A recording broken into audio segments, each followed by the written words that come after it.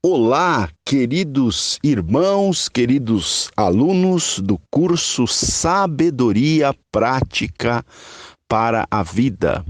Quem vos fala uma vez mais é o pastor Ronaldo Guedes Bezerra, da Igreja Evangélica Avivamento Bíblico, no bairro do Tucuruvi, na zona norte da cidade de São Paulo.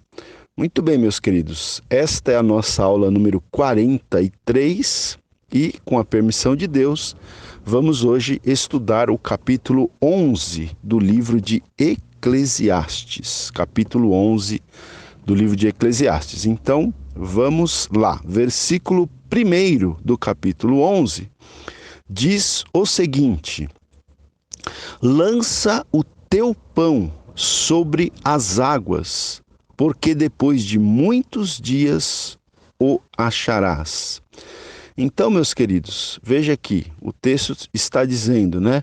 Lança o teu pão sobre as águas, porque depois de muitos dias o acharás. Eu quero ler esse mesmo versículo na linguagem de hoje, que diz o seguinte: empregue o seu dinheiro em bons negócios e com o tempo você terá o seu lucro, né? Então veja que a tradução aqui, a nova tradução na linguagem de hoje, ela é diferente, né? Porque ela já é uma tradução assim um pouco mais explicativa. Então, vamos tentar aqui entender esse versículo, gente. Eu estou com dois comentários aqui a respeito desse versículo. O primeiro, aqui na Bíblia de Estudo Pentecostal, diz o seguinte: um dos sentidos da palavra hebraica traduzida por pão é o grão usado em panificação, né? Porque o texto diz: lança o teu pão sobre as águas. Então, esse comentário está dizendo que um dos sentidos da palavra hebraica, que foi traduzida por pão na língua portuguesa, um dos sentidos é o grão que era usado em panificação. Então, continua aqui o comentarista dizendo, a partir, né, desse esclarecimento que ele deu inicialmente, ele continua dizendo que a referência aqui pode ser ao costume egípcio de espalhar sementes ou grãos sobre as águas que inundavam suas terras anualmente, quando o rio Nilo transbordava. Parecia que aqueles grãos ficavam soterrados e esquecidos, mas no devido tempo surgia a colheita, né? Então, ele está dizendo aqui, esse comentarista, que esse versículo 1 do capítulo 11, ele pode estar se referindo a uma situação que acontecia no Egito quando o rio Nilo transbordava. E quando o rio Nilo transbordava, o que os egípcios faziam? Eles jogavam sementes, né, grãos, espalhavam esses grãos na própria água ali, porque depois que a água baixava, esses grãos ficavam na terra, né? Ficavam soterrados ali, esquecidos, mas no devido tempo eles começavam a brotar, né? No devido tempo surgia então a colheita. Então, é isso que o texto está dizendo: lança o teu pão, né? Ou seja, lança a tua semente, né? Porque depois de muitos dias o acharás, né? Ou seja, quando nós semeamos a nossa semente, quando nós plantamos a nossa semente, nós vamos colher, não é? E é interessante, quando eu estava hoje pela manhã lendo esse texto, até preparando essa aula, eu fiquei aqui, me chamou a atenção essa expressão muitos dias, né? Então, lança o teu pão sobre as águas, porque depois de muitos dias o acharás. Então, gente, a vida é uma semeadura. E nós, muitas vezes, nós não vamos colher rapidamente o que nós estamos plantando, né? É depois de muitos dias que nós vamos colher o que nós estamos plantando. Será depois de muitos dias que nós vamos achar o pão que nós lançamos sobre as águas, né? Depois de muitos dias. Então, nós temos que continuar semeando, continuar plantando a nossa semente. não é verdade? E aqui, gente, não diz respeito apenas à questão financeira, não é? É óbvio que se aplica também à questão material, à questão financeira, à sua semeadura, à sua oferta de amor, a semente que você planta na vida de pessoas necessitadas, né? Mas não só a questão financeira, a gente planta amor, a gente planta serviço, né? Nós podemos plantar dedicação, nós podemos plantar muitas coisas, né? Trabalho, enfim, e depois de muitos dias nós vamos colher isso. Eu quero ler um outro comentário sobre esse mesmo versículo aqui. Esse outro comentário ele já tem uma interpretação um pouquinho diferente. Então diz o seguinte aqui, olha, sobre essa frase, né? Lança o teu pão sobre as águas, diz o seguinte: é regularmente certo que a referência principal destas palavras é ao comércio de transporte marítimo do trigo. Tá? Então, segundo esse comentarista aqui, essa frase lança o teu pão sobre as águas é uma referência ao comércio de transporte marítimo do trigo. Então, lança o teu pão sobre as águas seria o quê?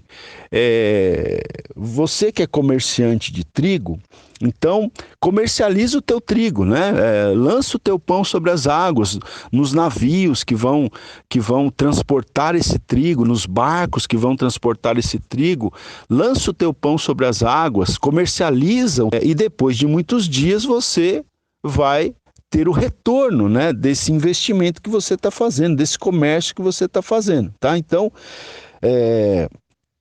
esse outro comentarista traz essa interpretação para essa frase aqui. No entanto, continua aqui esse comentarista dizendo o seguinte: mas Eclesiastes usa essa forma de aventura comercial para ilustrar o curso que a sabedoria sugere da vida, tal como a prática da caridade não calculada, né? Então, a referência principal pode ser, então, essa questão do comércio de transporte marítimo do trigo, mas o livro de Eclesiastes termina aplicando, né, essa forma de aventura comercial para ilustrar, né, o curso que a sabedoria sugere em outros campos da nossa vida. Né?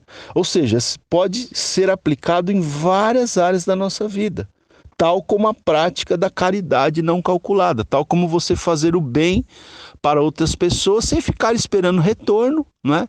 Mas sabendo que um dia você vai terminar colhendo aquilo que você está plantando. Então, como eu disse, né, gente, pode ser aplicado a várias áreas, pode ser aplicado, eu acredito, a contribuição financeira que você faz na igreja, a sua oferta, o seu dízimo, pode ser aplicado à ajuda que você dá para um parente, para uma pessoa necessitada, não é? Pode ser a sua semente em termos de dedicação de tempo, de dons, de talentos, né? De trabalho no reino de Deus, de servir ao próximo, né? Tudo isso, não é? Você lança o teu pão sobre as águas, não é? Que depois de muitos dias você vai achar, né? Não é imediato, é depois de muitos dias, mas você haverá de ser recompensado por isso, né? O que a gente não pode deixar é de plantar, é de lançar o pão sobre as águas, não é? E é interessante aqui, né, a tradução na linguagem de hoje, eu vou reler aqui, diz o seguinte: empregue o seu dinheiro em bons negócios e com o tempo você terá o seu lucro, né? Então esse capítulo 11 a gente vai ver que ele traz várias instruções, várias orientações, até nessa questão mesmo de empreendimento, né, de negócios, né? Então você veja que a tradução na linguagem de hoje já dá essa conotação, essa tradução, ou seja, empregue o seu dinheiro, invista o seu dinheiro em bons negócios, né? Não em maus negócios. Seja cauteloso para investir o seu dinheiro em bons negócios e com o tempo você vai ter o seu lucro, você vai ter o resultado, né, do seu investimento, ok? Muito bem. Vamos continuar aqui. O versículo 2, ele é praticamente uma sequência do versículo 1, não é? Está falando então sobre o pão, não é? No versículo 1 diz, lança o teu pão sobre as águas, e aí o verso 2 diz, reparte, está falando ainda do pão, né? Reparte com 7 e ainda com 8, porque não sabes que mal sobrevirá à terra, né? Então, reparte o teu pão com 7, com 8, né? Aqui o sentido é reparte o teu pão com muitas pessoas. Por quê? Porque você não sabe que mal sobrevirá à terra, né? Talvez hoje você vai repartir com alguém e amanhã você vai precisar que alguém reparta com você. Então reparte hoje. Se você tem hoje pão para repartir, reparte esse pão hoje, porque você não sabe que mal sobrevirá à terra amanhã, né? Mais uma vez aqui, Eclesiastes mostrando que a gente não conhece o futuro, a gente não sabe o que vai acontecer amanhã. Talvez amanhã seja você quem vai precisar de pão. Seja você que vai precisar que alguém reparta o pão com você. Então, né, semeie hoje, reparta hoje, para que se você precisar amanhã, alguém reparta com você também, né? Vamos ler aqui, eu quero ler 2 comentários aqui sobre esse versículo, olha. O primeiro diz o seguinte, esta é uma exortação para sermos generosos com o maior número de pessoas possível, né? Então, quando diz aqui reparte com 7 e ainda até com 8, é uma exortação para sermos generosos com o maior número de pessoas possível, né? Agora, gente, na nova tradução na linguagem de hoje, esse versículo 2, ele é traduzido da seguinte maneira, olha, aplique-o em vários lugares. Então veja que na Almeida fala do pão, né? Lança o teu pão sobre as águas, reparte. Aqui na linguagem de hoje já fala sobre o dinheiro. Então empregue o seu dinheiro, no versículo 1 diz, e aí no 2 diz, aplique-o, né? Ou seja, aplique o seu dinheiro em vários lugares e em negócios diferentes, porque você não sabe que crise poderá acontecer no mundo, né? Então é interessante essa tradução também, né? Aplique o seu dinheiro, os seus recursos em vários lugares, em vários tipos de aplicação, né? E em negócios diferentes, porque você não sabe que crise poderá acontecer no mundo, né? Ou seja, isso aqui é interessante. Quando eu estava lendo, eu me lembrei de uma pessoa que eu conheci há uns anos atrás. Essa pessoa já é até falecida hoje. Era um senhor, ele era comerciante e ele me dizia uma coisa, né? Eu era bem mais jovem na época. Ele me dizia uma coisa, olha, o comerciante ele não pode depender de um único fornecedor e não pode depender de um único cliente, né? Você nunca pode depender, né? No caso do comerciante, ele não pode ter um fornecedor só, ele não pode depender de um fornecedor só. Porque senão, de alguma maneira, ele fica na mão desse fornecedor, né? O dia que esse fornecedor pisar na bola com ele ou não quiser fornecer mais, como é que ele vai ter produto para vender aos seus clientes, né? E também ele não pode depender de um cliente só, tem que ter muitos clientes, porque se um dia aquele seu único cliente não quiser mais comprar dele ou tiver numa crise financeira e não puder mais comprar dele, para quem que ele vai vender? Então, a sabedoria, a inteligência, diz que você tem que ter vários fornecedores de produtos, né? Vamos supor, você é um comerciante, você vende roupas, vamos dar um exemplo. Então você deve ter vários fornecedores que forneçam roupas para você e você deve ter vários clientes também, para você não ficar na mão nem de apenas um fornecedor e nem de apenas um cliente. Então, eu penso que é mais ou menos esse sentido aqui, tanto que na linguagem de hoje traz, né? Aplique o seu dinheiro, os seus recursos em vários lugares e em negócios diferentes, né? Inclusive, se você puder, no caso aqui para o empresário, isso aqui é uma dica para o empresário, né? Você tem um capital, não invista esse capital em um único tipo de negócio, né? Tenha diferentes negócios. Tenha diferentes lugares para você aplicar os seus recursos. Por quê? Porque você não sabe que crise poderá acontecer no mundo, né? A gente não sabe o que vai acontecer no dia de amanhã. Então, se você tem 2, 3 tipos de negócios, de empreendimento, um pode entrar em crise, mas aí você está seguro porque você tem mais um ou mais dois que vão te sustentar naquele momento de crise, né? E eu tenho um outro comentário aqui também que, de alguma maneira, parece ir nessa direção que eu estou falando para vocês aqui. Então, veja, esse comentário que eu tenho aqui diz o seguinte: o curso da sabedoria é não pôr todos os ovos numa única cesta e não depender de um único cartão, mas reduzir o risco dividindo, né? Então, olha que interessante, né? O curso da sabedoria, ele até usa essa ilustração aqui. Não o curso da sabedoria é você não colocar todos os ovos numa única cesta. Você tem que diversificar, você tem que colocar os seus ovos, por assim dizer, em várias cestas diferentes, né? Porque se uma delas cair e os ovos se quebrarem, você não perdeu todos os ovos, né?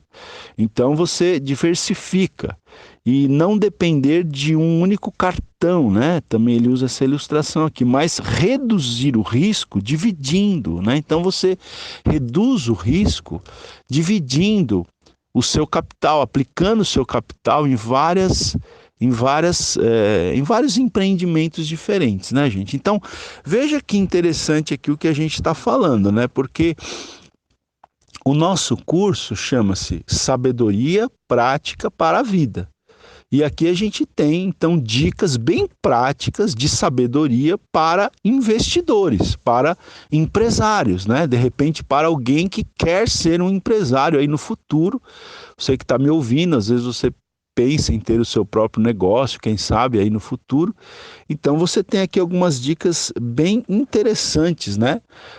Para quem quer ser um empreendedor. E não para por aqui, nós vamos ver que existem outras dicas aqui ainda que nós vamos ver no decorrer do estudo desse capítulo 11, ok? Mas vamos aqui agora, gente, para o versículo 3. O versículo 3 diz o seguinte: estando as nuvens cheias, derramam aguaceiro sobre a terra. Caindo a árvore para o sul ou para o norte, no lugar em que cair, aí ficará. Bom, esse versículo aqui ele é um tanto quanto enigmático. Eu confesso que eu procurei aqui vários comentários e eu não encontrei muitos comentários sobre esse versículo. Mas eu fiquei pensando aqui em algumas possibilidades de interpretação e eu achei um comentário que talvez se encaixe aqui, pelo menos na parte B deste versículo, né?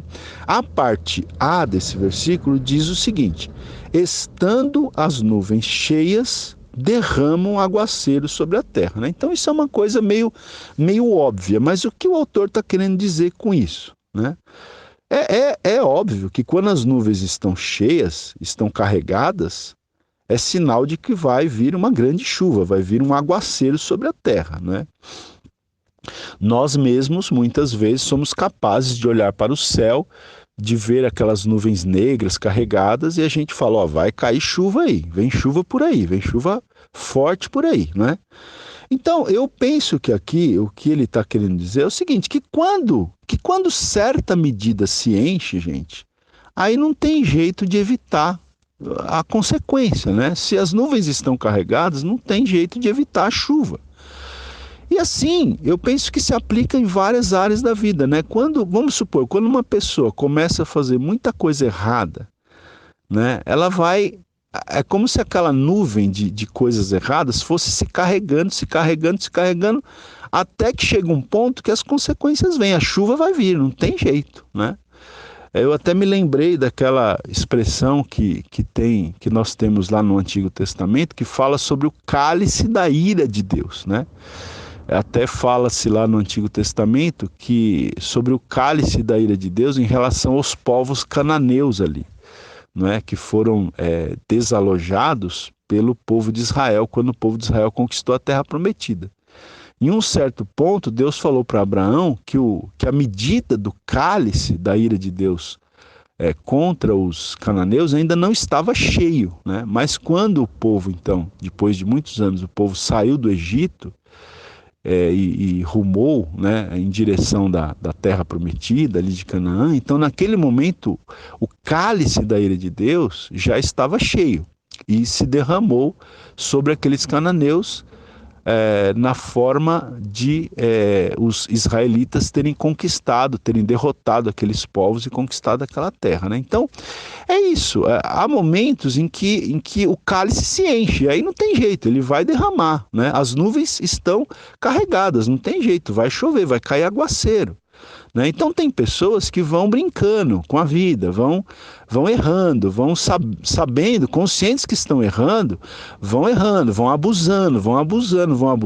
Chega uma hora que as consequências vão vir. Né? Eu penso que talvez seja essa aplicação que nós temos que tirar desse versículo aqui.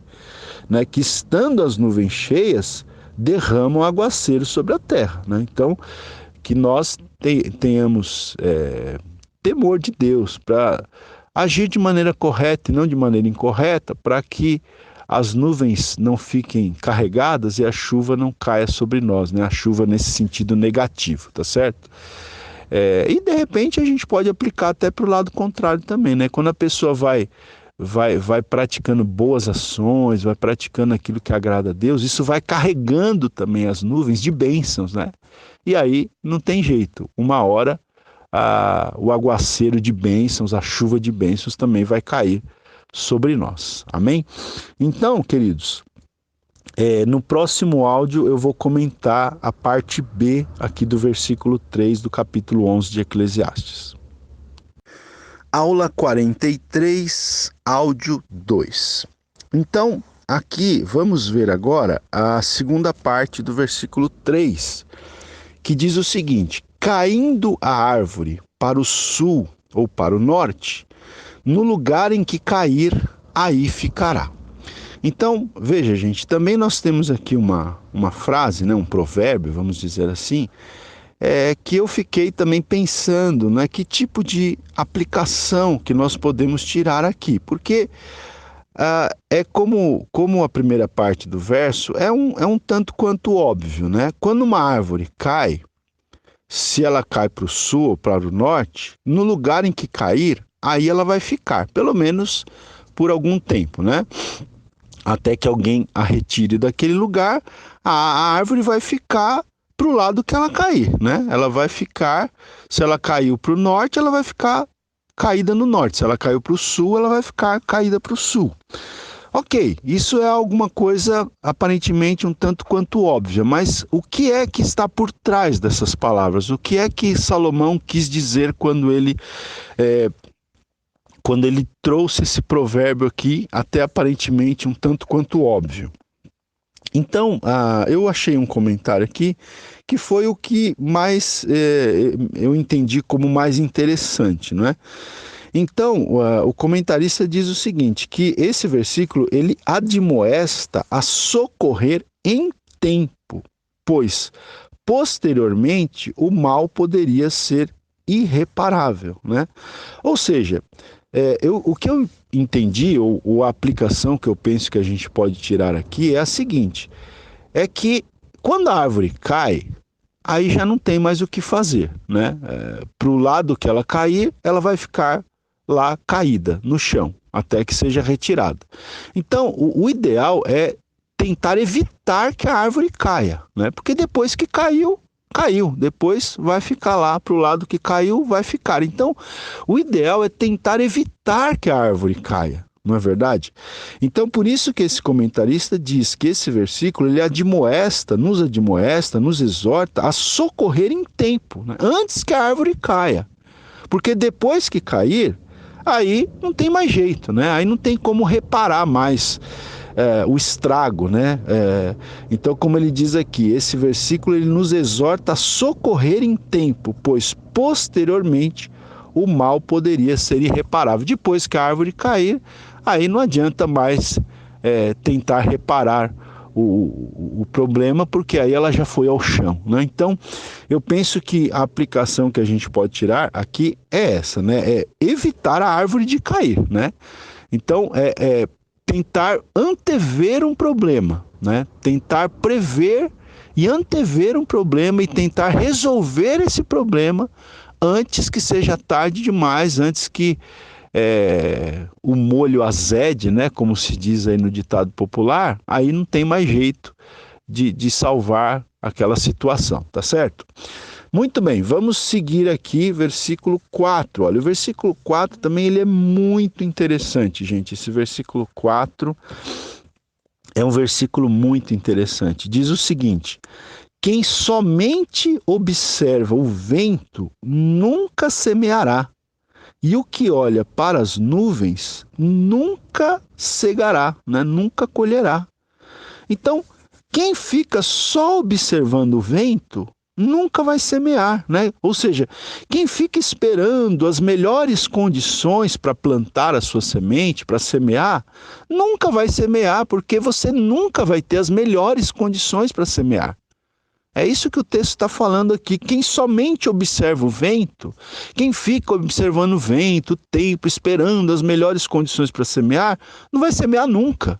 Porque sempre haverão dificuldades, sempre haverão obstáculos a serem transpostos, né? E continua o versículo dizendo: e o que olha para as nuvens nunca cegará, né? Quem fica olhando para as nuvens nunca vai colher, nunca vai pôr a mão no trabalho, na obra ali para colher a semente, tá certo? Vamos ler aqui na linguagem de hoje, esse versículo 4 diz assim: quem fica esperando que o vento mude e que o tempo fique bom, nunca plantará nem colherá nada. Olha aí, quem fica esperando que o vento mude e que o tempo fique bom, nunca vai plantar e nem vai colher nada, né? E aqui nós temos vários comentários aqui. Eu tenho 4 comentários sobre esse versículo que eu queria ler com vocês, tá? Então, vamos lá. O primeiro comentário sobre esse versículo está aqui na Bíblia de Estudo Pentecostal. E diz o seguinte, olha: estamos num mundo em que quem ficar aguardando condições ideais para dar início a um empreendimento nunca fará nada. Olha aí, né? Quem ficar aguardando condições ideais para dar início a um empreendimento nunca fará nada. Tem pessoas que ficam esperando as condições ideais, né? Não, quando eu tiver as condições ideais, aí eu vou fazer tal coisa. Então não vai fazer nunca, porque provavelmente você nunca vai ter as condições ideais, nunca haverá condições perfeitas durante a presente era, diz esse comentarista aqui. Vamos para um outro comentário aqui agora, na Bíblia de Estudo Aplicação Pessoal. Olha que interessante, diz aqui: esperar as condições perfeitas indica falta de iniciativa. Né? Olha aí, a pessoa que fica esperando pelas condições perfeitas, na verdade, ela está demonstrando que ela não tem iniciativa. Né? Talvez seja uma desculpa, a pessoa que fala: vou esperar as condições perfeitas, eu vou esperar o tempo estar melhor, né? Vou esperar as nuvens estarem menos carregadas. Na verdade, tal tipo de atitude pode demonstrar o quê? Que a pessoa não tem iniciativa, porque quem tem iniciativa vai para frente, né? Quem tem iniciativa vai à luta, quem tem iniciativa vai para cima, não fica esperando as condições perfeitas, tá certo? Vamos lá, um outro comentário aqui que eu tenho também. Olha, diz assim: com confiança em Deus, devemos encetar, ou seja, executar, né? Com confiança em Deus, devemos executar uma obra que seja necessária e oportuna. Né? Se você tem uma obra que é necessária e que é oportuna, executa essa obra sem perder o melhor tempo com demasiadas ponderações, né? Tem gente que perde muito tempo porque pondera demais. É claro que a gente tem que ponderar, é claro que a gente tem que avaliar o custo, avaliar os riscos, mas uma hora a gente tem que agir, a gente tem que ir para cima, né? E ele continua aqui, esse outro comentarista: um espírito de preguiça sempre consegue enxergar obstáculos e dúvidas. Então, muitas vezes, esse tipo de comportamento ele está ligado à questão da preguiça. A pessoa é preguiçosa, então ela fica vendo obstáculos. Ah, o tempo, as nuvens, eu não tenho as melhores condições, né? Então, isso pode ser, na verdade, uma questão de preguiça, né, gente? Então, veja, o que a gente tem que fazer? A gente tem que dar o primeiro passo, né? Eu fiquei até pensando aqui em alguns exemplos práticos. Eu vou dar alguns exemplos práticos, mas isso pode se aplicar a milhões de situações, né? Por exemplo, ler um livro. A pessoa fala, não, eu vou ler. Não, eu vou, a hora que eu tiver um tempo, a hora que eu tiver mais tranquilo, aí eu vou ler aquele livro. Eu vou ler aquele livro lá do pastor Ronaldo, né? O Abraão, Uma Jornada de Fé, o Daniel, Vitória no Cativeiro. A hora que eu tiver um tempo, que eu tiver mais tranquilo, eu vou ler. Então, meu irmão, você não vai ler nunca. Você tem que dar o primeiro passo. Leia a primeira página, leia o primeiro parágrafo, porque você já saiu da inércia. O problema é que as pessoas elas não dão o primeiro passo, elas não saem, elas não querem sair da inércia, do comodismo, ficam ali acomodadas. Então, você quer ler um livro? Comece, abra o livro, leia o primeiro parágrafo, leia a primeira página. Nem que você lê uma página, você já teve uma vitória, do que se você deixar o livro fechado e não ler nenhuma página. Não é? Por exemplo, quer ver outra coisa? Atividade física, né? As pessoas ficam sempre falando, não, eu preciso andar, eu preciso fazer uma atividade física, eu preciso fazer uma academia, eu preciso trotar, correr, mas olha, é porque eu estou sem tempo, é porque tá chovendo, é porque tá frio, é porque isso, é porque aquilo, e multiplicam-se as desculpas e a pessoa nunca faz, passam-se meses, anos, e a pessoa só engordando, né? Só acumulando problemas de saúde, mas não se mexe, não se move. Então, o que a gente tem que fazer? A gente tem que dar o primeiro passo. Ande. Você não tem condição de andar 1 hora? Anda em 10 minutos. Já é alguma coisa. Né? Comece, faça alguma coisa. E isso vale para todas as áreas. Empreender um novo projeto, né? Seja na vida empresarial, inclusive na vida ministerial. Quer ver? Eu tenho um outro comentário aqui, que é o quarto comentário que eu quero ler aqui com vocês. Deixa eu ver aqui, peraí, só um minutinho. Diz o seguinte, quer ver? Nos empreendimentos comerciais é preciso correr o risco, e aquele que não se aventura até ter proposições absolutamente seguras terá de esperar para sempre, né? Então veja, nos empreendimentos comerciais é preciso correr o risco, tá certo? Não há como você fazer um empreendimento comercial sem você correr riscos, né? E aquele que não se aventura, né, até ter as condições totalmente seguras, vai ter que esperar para sempre, né? Às vezes você tem que se aventurar, mas não era bem isso que eu ia dizer, embora esse comentário seja importante. O que eu ia falar é até na questão espiritual mesmo, né? Então, eu achei aqui o comentário que eu queria ler com vocês. Então, diz o seguinte, olha, esta compreensão também é aplicável à nossa vida espiritual. Se esperarmos a ocasião e o local perfeitos para ler a Bíblia, nunca começaremos a ler a Bíblia. Se esperarmos a condição perfeita para pertencer a uma igreja perfeita, nunca congregaremos, porque não existe igreja perfeita. Para ter um ministério perfeito, nunca serviremos, porque não existe ministério perfeito. Devemos dar nossos passos em direção ao crescimento espiritual. Não devemos aguardar condições que provavelmente jamais existirão. Então, esse versículo 4, gente, ele é sabedoria pura, sabedoria prática mesmo, bem prática.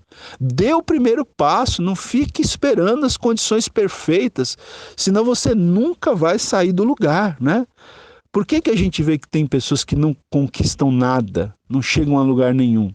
Porque porque não dão um passo, ficam só olhando o vento, as nuvens, não é? E nunca semeiam, nunca colhem. Aí depois ficam com ciúmes, com inveja daqueles que conseguem fazer as coisas, daqueles que conseguem conquistar.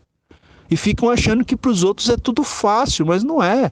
Não é fácil para ninguém é fácil, né? Você vê uma pessoa que está tendo êxito, pensa que a vida dela é fácil? Não é fácil. As pessoas precisam superar os seus desafios, os seus obstáculos, tá certo? Para conseguirem conquistar aquilo que desejam conquistar. Então, esse versículo 4 aqui, ele é muito importante, ele é muito interessante, não é? E nós precisamos aplicá-lo aí às nossas vidas. Vamos seguir aqui. Versículo 5 agora. O versículo 5, gente, também é muito interessante. Ele diz o seguinte: assim como tu não sabes qual o caminho do vento, nem como se formam os ossos no ventre da mulher grávida, assim também não sabes as obras de Deus, que faz todas as coisas, né? Então, esse versículo ele está falando de como os caminhos de Deus eles são misteriosos para nós, né? Nós não entendemos os caminhos de Deus. Os caminhos de Deus, como diz um outro versículo, eles são mais altos do que os nossos caminhos, né?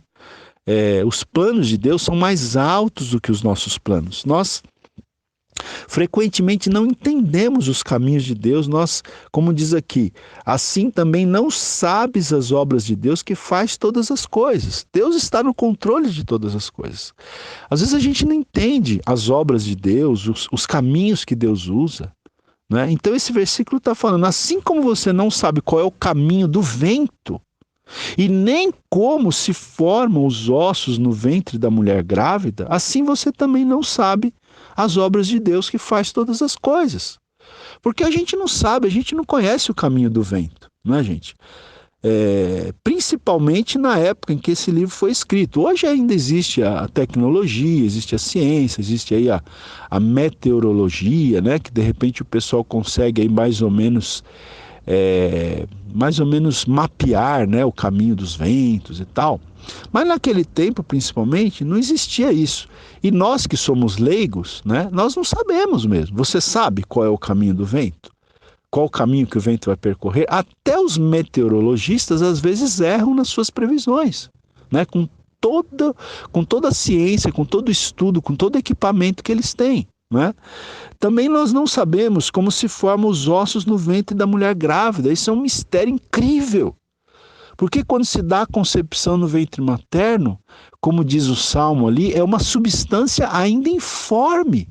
Aí, de repente, aquela substância informe, ela vai tomando forma. E até os ossos vão se formando no ventre materno. Isso é um grande mistério, isso é um grande milagre, né? A concepção de uma vida no ventre materno é um milagre. A gente vê milagre todos os dias e a gente não se dá conta disso. Então, esse texto está falando, assim como você não sabe o caminho do vento, assim como você não sabe como se formam os ossos no ventre da mulher grávida, assim também você não sabe as obras de Deus, os caminhos de Deus, que faz todas as coisas, né? Os caminhos de Deus estão muito além dos nossos caminhos. Na linguagem de hoje, esse versículo diz assim: Deus faz todas as coisas, e como você não pode entender como começa uma nova vida dentro da barriga de uma mulher, assim também não pode entender as coisas que Deus faz. E eu estou com um comentário aqui que diz o seguinte, né? Que certos atos do Senhor são inexplicáveis. Certos atos do Senhor são inexplicáveis para nós, mas Deus está no controle de todas as coisas. Ele sabe bem o que está fazendo, ele está conduzindo, né, os acontecimentos da história e até mesmo da nossa própria vida, ok? Muito bem, vamos aqui seguir agora o versículo 6.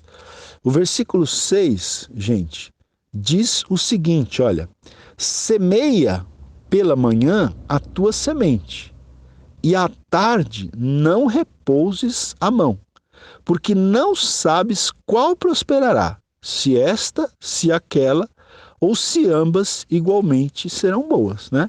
Então, esse versículo aqui também, gente, é uma exortação para nós trabalharmos, não é? É uma exortação para nós irmos à luta, para nós não ficarmos acomodados. Olha, semeia pela manhã a tua semente, e à tarde não repouses a mão. Ou seja, semeia de manhã, semeia à tarde, continua semeando, continua trabalhando, continua empreendendo, continua, não é, agindo. Não é por quê? Porque na hora certa você vai colher algo, mas aqui está falando, semeia pela manhã a tua semente e à tarde não repousa a mão. Por quê? Não sabes qual prosperará. Você não sabe qual semente vai prosperar. Se a que você semeou de manhã ou se a que você semeou à tarde. Não é? Você não sabe se as duas vão dar resultado. Então você tem que estar semeando, tá certo? Isso aqui tem muitas aplicações também, né? Isso pode ser, a gente pode aplicar até com relação à pregação do evangelho, né? A gente não sabe quem vai se converter. Não é só Deus sabe quem vai se converter, quem vai, depois da ação do Espírito Santo, responder afirmativamente, né? Quem vai dar uma resposta positiva ao chamado de Deus, à graça de Deus. Só Deus sabe, nós não sabemos. Então, o que nós temos que fazer? Nós temos que lançar a semente do Evangelho.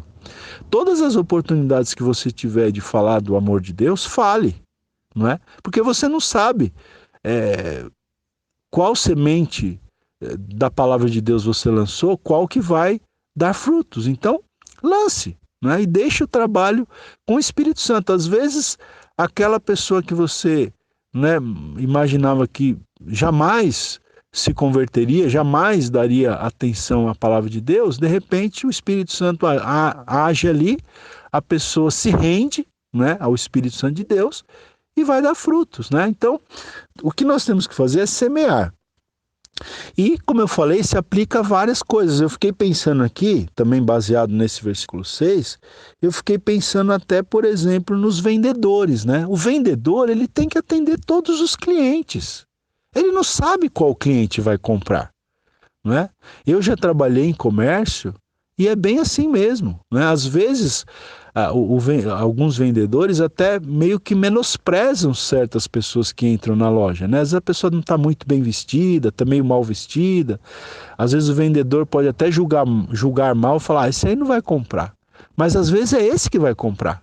Tem que tratar bem o cliente, tem que, né, dar atenção. Semeia a sua semente de manhã à tarde, atende bem todos os clientes, porque você não sabe qual vai comprar. Né? Alguns você vai atender e não vão comprar, outros você vai atender e vão comprar e vão trazer outros clientes. Então você nunca sabe, né, qual cliente vai comprar, mas você deve estar atendendo a todos e atendendo bem, né? E alguma dessas sementes vai vingar, tá certo? Eu vou ler aqui na linguagem de hoje esse versículo 6, olha, diz assim: semeie de manhã e também de tarde, porque você não sabe se todas as sementes crescerão bem, nem se uma crescerá melhor do que a outra, né? Então, você não sabe se todas as sementes vão crescer bem ou se uma vai crescer melhor que a outra. Portanto, semeie de manhã e também de tarde, né? Ou seja, vá à luta, trabalhe, mas algumas das sementes que você plantar certamente vão brotar e vão dar muitos frutos. Aula 43, áudio 3. Vamos agora para o versículo 7 e o versículo 8, ok? Versículos 7 e 8 dizem o seguinte: doce é a luz e agradável aos olhos ver o sol. Ainda que o homem viva muitos anos, regozije-se em todos eles, contudo, deve lembrar-se de que há dias de trevas, porque serão muitos. Tudo quanto sucede é vaidade. Então, gente, veja, o versículo 7, vamos começar pelo versículo 7, né? Diz assim: doce é a luz e agradável aos olhos ver o sol, né? É muito bom A luz é muito boa, é muito bom, muito bom você ter olhos, né, saudáveis para ver o sol, para ver a luz, para apreciar a vida, né? A vida é boa, apesar de todas as tribulações que a gente passa, as provações, os desafios, é muito bom viver. Veja que o próprio Salomão está reconhecendo isso aqui, né? Ele que em muitos momentos desse livro enfrentou, né, situações difíceis que a gente tem de lidar na vida, mas ele mesmo está reconhecendo: doce é a luz e agradável aos olhos ver o sol. Na linguagem de hoje diz: como é agradável a luz do dia e como é bom ver o sol, né? Então veja, eu tenho um comentário aqui que diz o seguinte: a afirmação suave é a luz, né? Ou nessa tradução que eu li, doce é a luz, suave é a luz. Então, essa afirmação é uma forma de expressar a alegria de viver, apesar de todos os problemas apresentados no livro de Eclesiastes, né? Apesar de todos os problemas que Salomão apresenta no livro de Eclesiastes, né? Ele está aqui dizendo que é bom viver. Né? Essa afirmação que ele faz aqui no verso 7 é uma forma de expressar a alegria de viver. Né? Agora, gente, no versículo 8, ele diz o seguinte: ainda que o homem viva muitos anos, olha, ainda que uma pessoa tenha longevidade, ainda que essa pessoa se regozije em todos esses dias, contudo, deve lembrar-se de que há dias de trevas, porque serão muitos, né? Então, nós não podemos esquecer que todos nós passaremos por dias de trevas, por dias difíceis, por dias maus, né? Então veja, né? Eu sempre acho interessante citar isso, que a Bíblia não esconde isso de nós.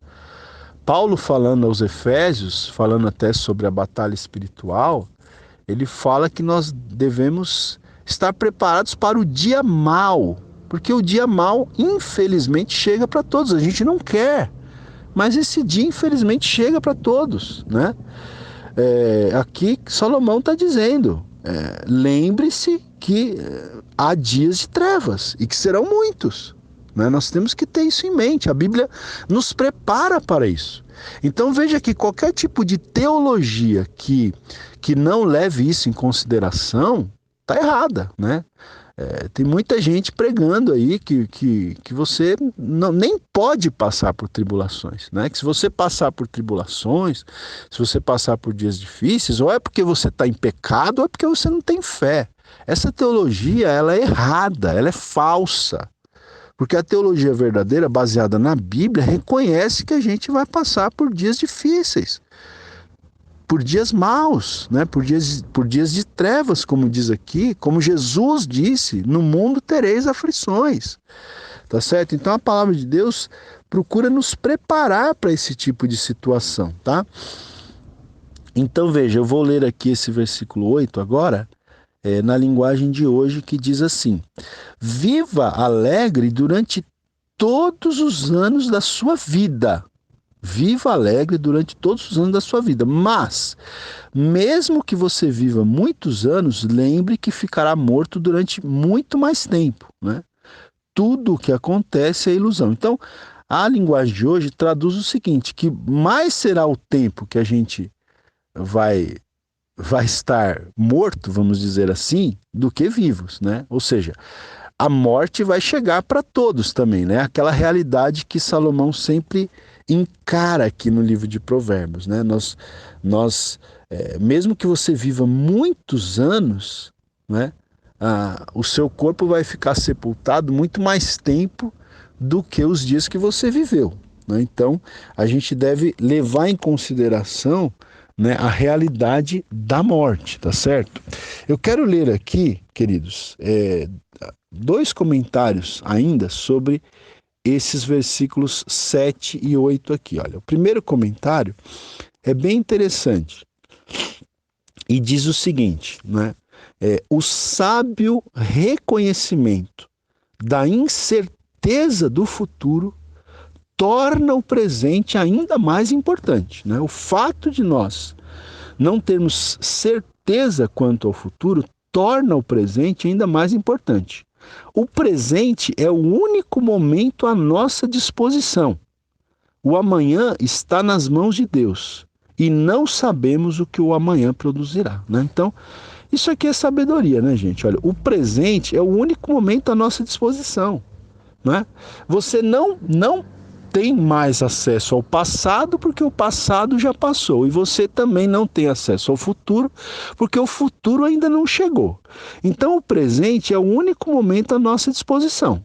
Não adianta você ficar lamentando o passado porque já se foi. Não adianta você ficar, né, remoendo aí questões do passado porque já passou. Não tem como você voltar lá e corrigir o que já aconteceu. O presente é o único momento à nossa disposição. O amanhã está nas mãos de Deus. Não sabemos o que o amanhã produzirá. Então a gente precisa investir muito no nosso presente, né? Nós temos que saber viver com sabedoria no nosso presente, no nosso momento atual. E esse comentarista ele ainda cita uma frase, né, de um filósofo antigo chamado Epícoro, que dizia o seguinte: colhe as rosas enquanto podes, né? Você não sabe o que vai acontecer no futuro. Então, colhe as rosas enquanto podes. Desfruta da sua vida enquanto você pode desfrutar da sua vida hoje, né? Viva o hoje, né? Então, como alguém já disse, né? Às vezes o excesso de futuro produz ansiedade, né? O excesso de passado produz, às vezes, depressão, tá certo? O excesso de passado produz depressão, o excesso de futuro produz ansiedade. Então, a gente precisa ter a sabedoria de viver o momento presente que nós estamos vivendo. Ainda tem um outro comentário aqui que eu quero ler sobre esses dois versículos, os versículos 7 e 8, que diz o seguinte, o comentário: olha, a pessoa que tem sabedoria não pensa apenas no momento, né? Então veja, embora a gente tenha que viver o hoje com sabedoria, olha só o que diz esse outro comentário, né? A pessoa que tem sabedoria não pensa apenas no momento. Ela tem uma visão de longo alcance. Olha em direção à eternidade, né? A pessoa que tem sabedoria, ela sabe que o excesso de futuro traz ansiedade, né? Mas a pessoa tem que viver de uma forma sábia, tá certo? Se preparando para o futuro, né? Não vivendo ansiosa quanto ao futuro, mas se preparando quanto ao futuro, né? Sabendo que o futuro vai chegar. Um dia o futuro vai ser presente. Sabedoria, ela não pensa apenas no momento atual. Ela tem uma visão de longo alcance. Olha em direção à eternidade, inclusive, né? Aí ele dá aqui algumas dicas. Olha, conduza as suas decisões de acordo com a perspectiva de Deus, certo? Tome as suas decisões de acordo com a vontade, com a perspectiva de Deus. Considere o impacto que cada decisão terá nos próximos 5, 10 anos e até na eternidade. Então veja, a gente tem que viver o hoje, né? A gente não pode viver no futuro, mas nós temos que planejar, né? Nós temos que ser sábios. Aqui ele está falando, você tem que considerar o impacto de cada decisão sua.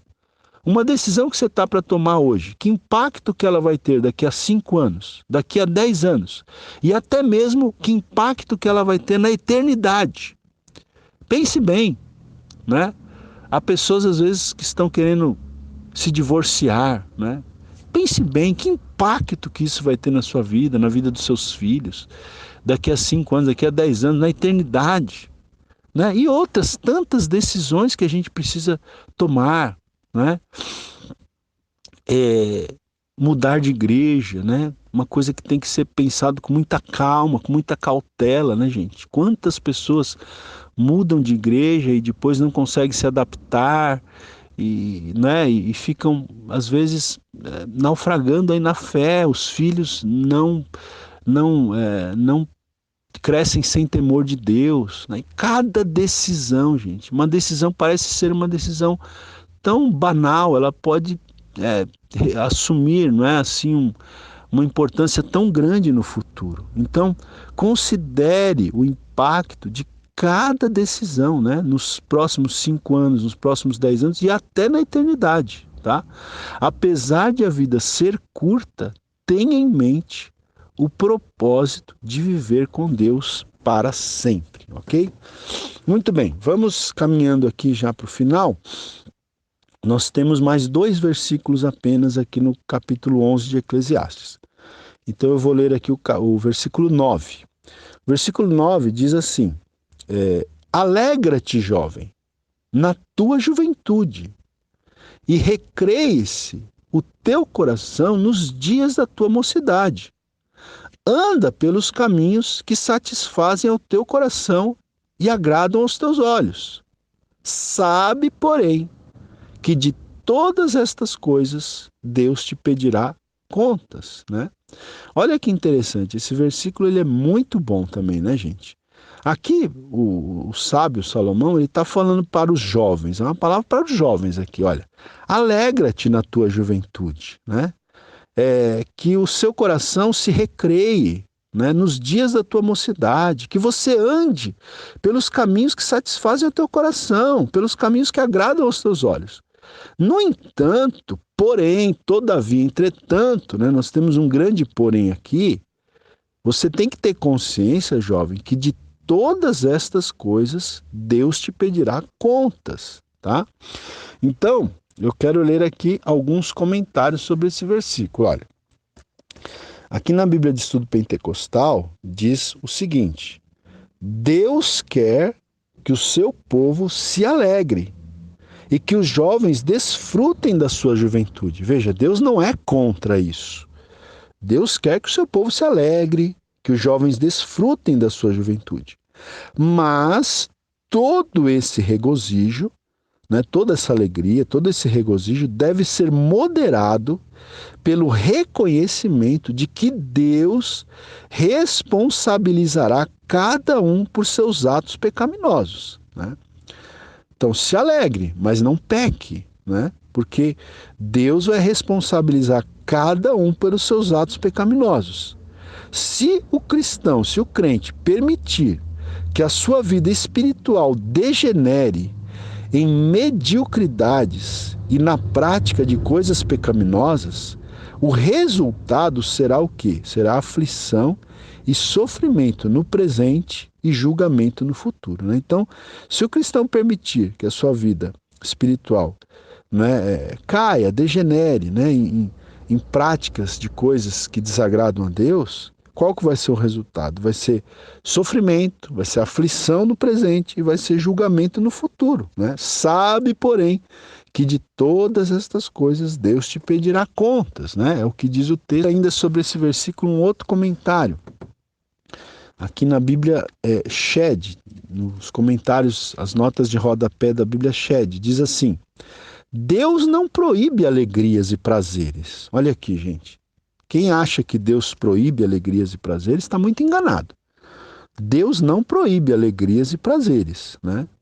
Enquanto estes não contradizem seus mandamentos ou impedem-nos de servi-lo e ao nosso próprio.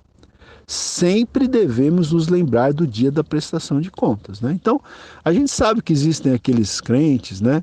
Geralmente a gente associa aquela imagem daqueles irmãos mais antigos, às vezes muito legalistas, que acham que ser cristão é sempre estar com a cara amarrada, com a cara assim, aquela cara fechada, né? Então, veja, Deus não proíbe alegrias e prazeres, né? Obviamente, Deus não proíbe enquanto estes prazeres não contradizem os mandamentos de Deus. É óbvio que quando esses prazeres e quando essas alegrias vão contra os mandamentos de Deus, aí Deus não se agrada disso, né?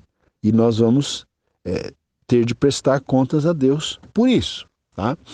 Outro comentário aqui sobre o versículo 9 diz o seguinte: este versículo não é um estímulo a viver em pecado, satisfazendo os desejos sexuais, como se supõe na interpretação do conselho anda pelos caminhos do teu coração, tá? Então não é um estímulo a viver em pecado, inclusive satisfazendo os desejos sexuais. Pelo contrário, esse versículo exorta o jovem a divertir-se, sim, mas sem esquecer que Deus julgará o seu modo de proceder, né? Então, o divertimento é lícito, a alegria, né? Mas nunca se esqueça que Deus julgará o seu modo de proceder. E ainda um outro comentário aqui que eu tenho diz o seguinte, olha, muitas de nossas escolhas serão irreversíveis, tá, gente? Eu sempre disse isso aqui ao longo desse curso, né? Certas decisões que você toma vão influenciar o seu futuro e depois não tem como voltar no tempo e corrigir, né? Como eu até brinquei em algumas aulas do livro de Provérbios, aquele filme De Volta para o Futuro é apenas um filme, né? Em que o personagem voltava lá para o passado, corrigia os erros e depois voltava para o futuro. Isso é só na ficção científica, é só no cinema, porque na vida real não tem como voltar lá atrás e consertar os erros. Então, o jovem tem que ter isso em mente. Muitas de nossas escolhas serão irreversíveis, refletirão em toda a nossa vida, né? Uma gravidez indesejada, por exemplo, na juventude, vai refletir durante toda a vida, né? Porque aquela jovem que de repente ficou grávida, ela vai ter um filho, ela vai ter que cuidar desse filho, vai ter que criar esse filho, talvez vai ter que parar de estudar para trabalhar, né? Vai ter dificuldade de conseguir um novo parceiro, um casamento talvez, porque já é mãe solteira. Então isso traz consequências para a vida toda. De repente alguém lá na frente vai jogar isso na cara dela. Então, olha, né? Muitas das nossas escolhas, elas serão irreversíveis e elas refletirão em toda a nossa vida. O que você faz quando é jovem fará diferença tanto no presente como no futuro. Então, desfrute a vida agora. Desfrute a vida. Não é pecado desfrutar a vida. Mas não faça algo que, física, moral ou espiritualmente, impeça-o de desfrutá-la quando for mais velho, tá? Então desfrute a vida agora, mas não faça nada que vai te impedir de desfrutar da vida quando você for mais velho, né? Ok? Então esse é um conselho aqui bem interessante. E terminando aqui o capítulo 11, o versículo 10 diz: afasta, pois, do teu coração o desgosto e remove da tua carne a dor, porque a juventude e a primavera da vida são vaidade, né? Eu vou ler aqui na linguagem de hoje, olha, diz assim: não deixe que nada o preocupe ou faça sofrer, pois a mocidade dura pouco, né? Então, veja, afasta do teu coração o desgosto e remove da tua carne a dor. Não é?